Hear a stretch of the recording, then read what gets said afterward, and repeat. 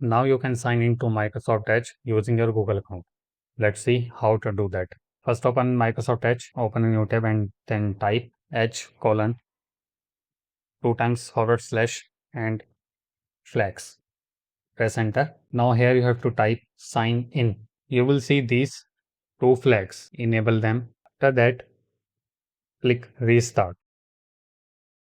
Now let's create a new profile. Set up a new profile.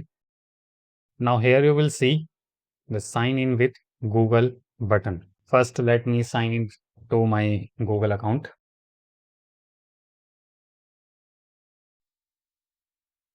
Okay, so I am signed in with my Google account. Now let's click here and then click this button. Here you will see your Google account. Click on that.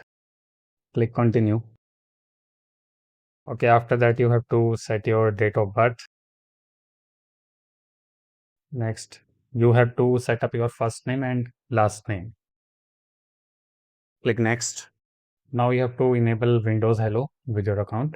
Click OK. And then set up a PIN.